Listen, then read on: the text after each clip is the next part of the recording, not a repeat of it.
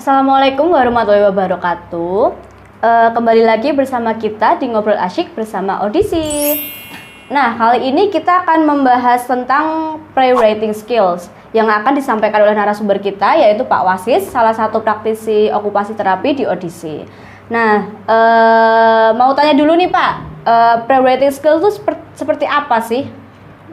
Jadi untuk pre-writing skill itu sebenarnya keterampilan dasar yang perlu dikembangkan kepada anak sebelum mereka dapat menulis. Jadi keterampilan ini berkontribusi pada kemampuan anak untuk memegang dan menggunakan jari-jarinya itu menggunakan pensil seperti itu. Komponen utama yang untuk di keterampilan pre-writing skill sendiri yaitu seperti goresan-goresan pensilnya, terus kemudian untuk skill-skill yang dikuasainya seperti nanti membuat garis vertikal, horizontal, lingkaran, seperti itu, Mbak.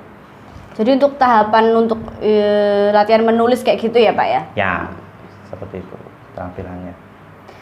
Terus untuk kenapa ya kok pre-writing skill itu penting untuk dimiliki anak? Jadi keterampilan pre-writing skill ini sangat penting bagi anak untuk mengembangkan kemampuan dasarnya. Jadi memegang pensil secara efektif sehingga menghasilkan tulisan-tulisan yang dapat dibaca seperti itu. Kemudian ketika keterampilan ini kurang berkembang, nanti dapat menyebabkan frustasi. Seperti misalkan anak itu nanti kesulitan untuk menulis dan sebagainya itu. Jadi ada penolakan ketika untuk arahkan seperti belajar untuk menulis atau mungkin menggambar seperti itu. Jadi kemungkinan nanti ketika di kelas itu dia akan mengalami kelelahan juga ketika kemampuan pre-writing skillnya masih belum terlalu bagus. Jadi nanti ketika membuat tulisan-tulisan itu kan mungkin banyak dan sebagainya itu mungkin jadi kelelahan, terus kemudian menjadikan anak itu harga dirinya hilang, terus kemudian bisa juga kayak misalkan prestasi akademiknya juga akan menurun. Seperti itu. Terus apa saja sih yang perlu dilakukan untuk membangun pre-writing yang dari disebutkan Pak Wasis tadi itu? Ya, jadi untuk komponennya sendiri, jadi di okupasi terapi itu kan jadi mengacu di perkembangan untuk normalnya. Jadi dari proksimal ke distal, kemudian untuk dari otot-otot yang di posturalnya dulu seperti itu. Jadi upper body strength untuk di kemampuan tubuhnya itu bagian atas itu, jadi kekuatan untuk di bahu seperti itu. Terus kemudian hand coordination juga, jadi koordinasi tangan sama jari-jari, kekuatan jari-jari seperti itu.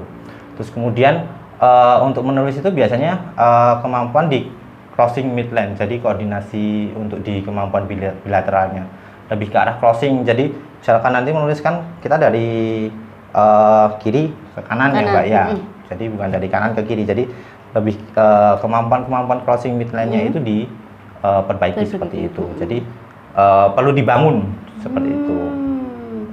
Terus selain itu juga kayak misalkan koordinasi mata tangan itu juga penting. Jadi perlu dikembangkan di kemampuan-kemampuan seperti itu yang tadi saya sebutkan, bilateral integrasi. Jadi kemampuan dua tangannya itu, jadi misalkan yang satu memegang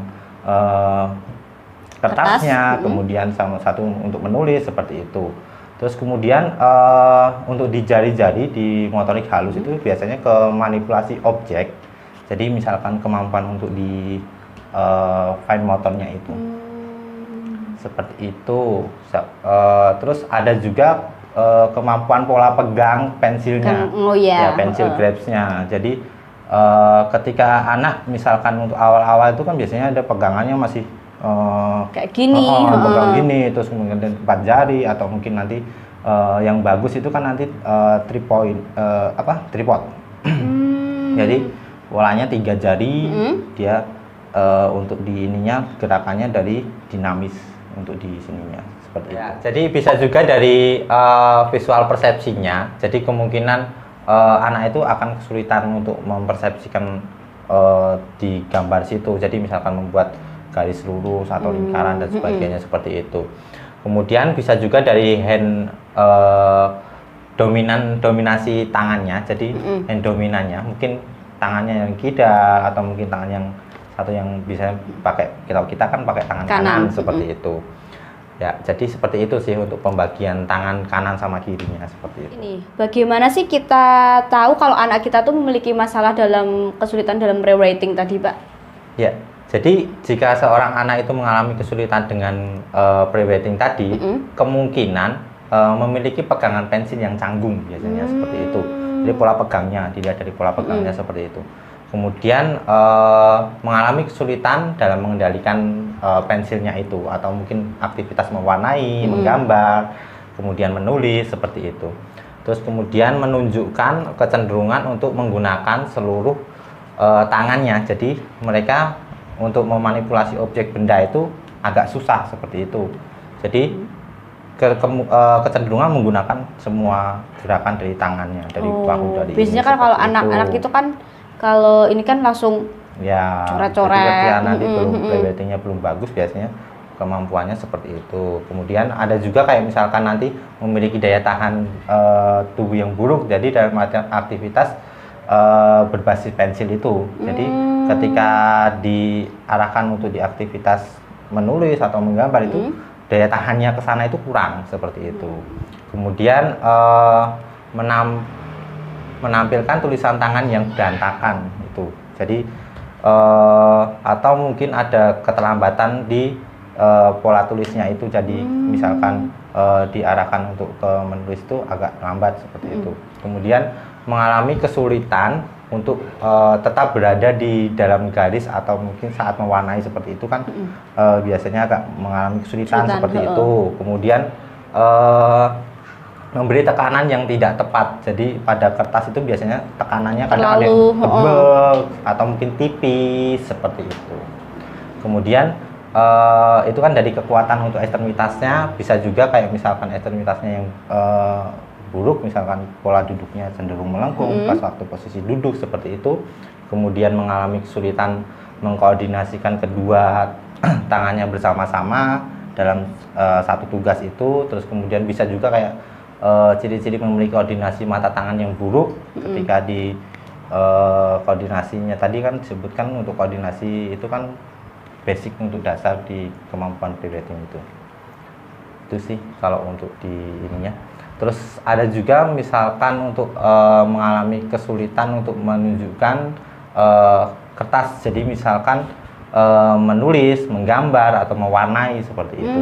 Jadi ada beberapa usia komponen untuk anak yang tahapan, misalkan untuk anak-anak misalkan 1 sampai 2 tahun seperti kayak itu kan tahapan biasanya, normalnya ya. Ya, kemampuannya seperti 1 sampai 2 tahun biasanya kan mencoret-coret secara acak, kemudian secara spontan, kemudian menirukan arah horizontal, vertikal seperti itu. Biasanya kalau untuk di 2 sampai 3 tahun meniru garis horizontal, meniru garis vertikal atau meniru lingkaran. Jadi kayak masih kayak mengikuti menebalkan yang kita bikin kayak gitu ya, Pak? Ya, biasanya kita pakai ininya lebih ke coret-coret garis dulu. Jadi sebelum bantuan kayak garis bantuan ya, gitu kan. sebelum kita melakukan untuk di huruf, biasanya kan huruf kan dari misalkan A atau B itu kan misalnya gabungan dari misalnya melengkung, garis lurus seperti itu. Kemudian usia 3 sampai 4 tahun itu biasanya kayak menyalin garis horizontal, menyalin garis vertikal, kemudian menirukan bentuk plus seperti itu, kemudian meniru garis miring kanan, miring kiri seperti itu, meniru persegi seperti itu. Nah, biasanya kalau untuk di 4 sampai 5 tahun itu hampir sama kayak menyalin tadi, terus kemudian mengikuti titik-titik garis seperti itu, atau meniru meniru bentuk X seperti itu. Kemudian pegangan pensil dalam posisi yang sudah tripod biasanya. Nah, ada nggak sih Pak untuk permasalahan lain yang bisa timbul tuh ketika anak memiliki kesulitan dalam brainwriting skill? Ya, untuk anak-anak yang mungkin mengalami kesulitan dalam brainwriting skill itu biasanya mengalami kesulitan dengan gangguan-gangguan kayak perilaku, kemudian kepercayaan diri atau harga dirinya menurun, kemudian dari kinerja akademiknya juga biasanya kan mereka merasa kesulitan untuk menyelesaikan tugas-tugas yang berkontribusi dengan pre-writing skill itu tadi, yang menggambar atau menulis seperti itu. Kemudian biasanya di kemampuan perawatan diri seperti itu juga biasanya mengalami penurunan di sananya juga. Biasanya kadang anak-anak dengan perawatan diri yang kurang bagus itu kan nanti stimulasi untuk ke arah pre-writing skill, kesiapan di sekolah itu dia nih ada kendala juga seperti itu. Terus kemudian biasanya anak-anak itu melakukan penghindaran. Jadi ketika diarahkan untuk aktivitas menulis itu biasanya dia cenderung kayak menghindar seperti itu. Misalkan nanti meminta untuk ayahnya bantuan, seperti minta itu. bantuan. Nah, ada nggak sih Pak cara untuk meningkatkan anak dalam kemampuan pre-writing-nya itu? Ya, ada. Biasanya untuk kesiapan untuk kesananya, dalam artian mempersiapkan itu kayak misalnya nanti mempersiapkan kekuatan untuk tangan sama jari itu. Kemudian sebenarnya paling intinya lebih di posturalnya sih. Jadi kemampuan posturalnya nanti kita siapkan. Misalkan anak itu posturalnya masih belum terlalu bagus, itu nanti kita stimulasi ke arah itunya. Terus misalkan nanti bisa melalui kegiatan-kegiatan bermain sensorik seperti itu, kayak melakukan menggambar menggunakan jari seperti itu, sama apa ya namanya, cat air ya Mbak ya. Jadi menggunakan cat air seperti itu. Terus kemudian mempersiapkan untuk dikoordinasi mata tangannya itu. Jadi aktivitas-aktivitas kayak melempar, tangkap bola seperti itu. Kemudian kekuatan untuk di ekstremitas atas yang paling penting di bahu, karena nanti kan buat stabilitas ketika dia aktivitas menulis itu tadi. Seperti itu. Kemudian aktivitas-aktivitas sehari-hari kayak misalkan membuka tutup toples itu juga bisa buat bisa latihan. melatih Jadi untuk mempersiapkan untuk dirinya juga. Kemudian membuat bentuk pratulis, berlatih membuat tadi yang garis horizontal, vertikal, lingkaran seperti itu. Kemudian bisa melalui kerajinan-kerajinan kayak misalnya membuat ronce-roncean itu, kalung-kalung seperti itu kayak gitu. Atau mungkin kayak misalkan latihan-latihan menyusun Lego dan sebagainya, itu juga bisa kayak gitu. Kemudian untuk di dominasi tangan itu juga yang perlu disiapkan juga, apakah dia itu nanti tangan kiri atau kanan seperti itu. Kemudian paling penting juga pengalaman juga sih. Jadi kita misalkan nggak memberikan pengalaman untuk anak pun juga nanti kemampuannya kan juga akan mempengaruhi itu juga seperti itu. Kemudian yang terakhir mungkin berikan dorongan atau pujian ke arah aktivitas-aktivitas pre-writing itu. Jadi kayak reward kayak gitu-gitu ya? Bisa seperti itu. Terus ini kan kebanyakan anak-anak masih pada belajar di rumah ya Pak ya, karena masih pandemi juga. Jadi ada nggak sih Pak kegiatan yang bisa dilakukan di rumah gitu dalam meningkatkan untuk kemampuan pre-writing-nya? Ada sih. Jadi kalau misalkan kegiatan-kegiatan di rumah kayak nanti bermain dengan play-doh, atau misalnya nggak ada play-doh, tanah liat itu juga bisa seperti itu.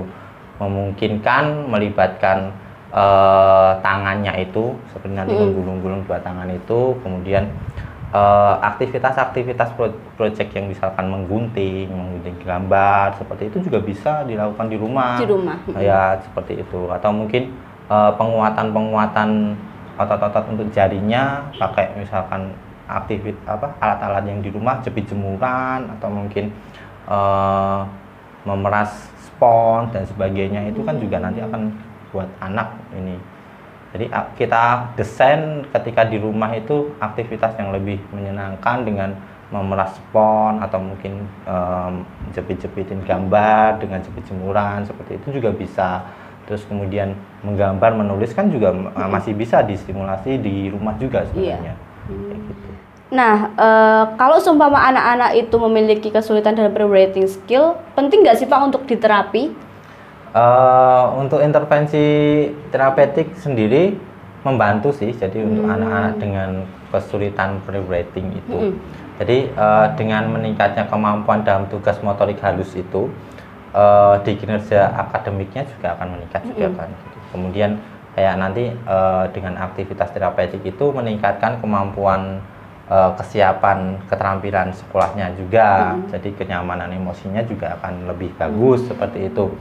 Kemudian membantu seseorang anak itu mengembangkan tugas perawatan dirinya juga seperti itu, karena kemampuan motorik halusnya kan atau mungkin di kemampuan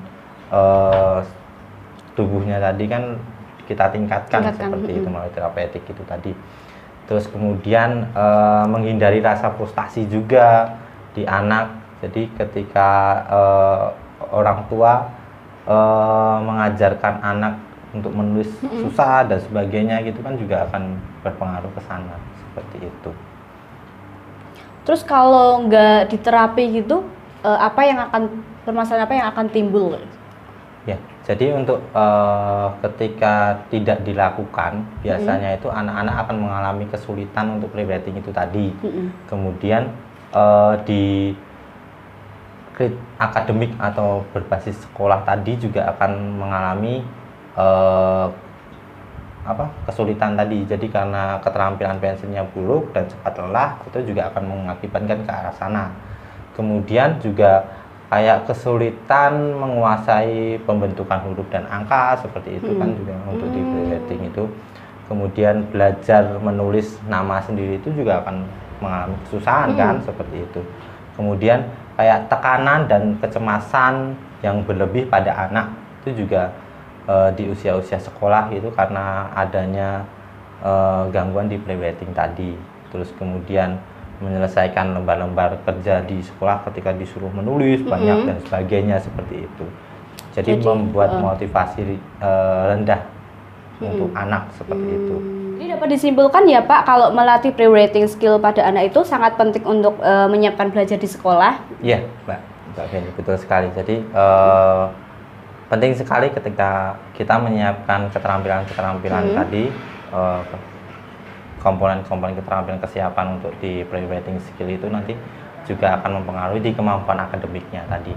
Jadi ketika nanti anak sudah mulai masuk ke usia-usia sekolah itu kan kita sudah menyiapkan di awalnya tadi seperti itu. Jadi sangat penting banget, betul. Oke, sekian dari kami. Apabila ada salah kata kami mohon maaf. Wassalamualaikum warahmatullahi wabarakatuh. Semoga bermanfaat.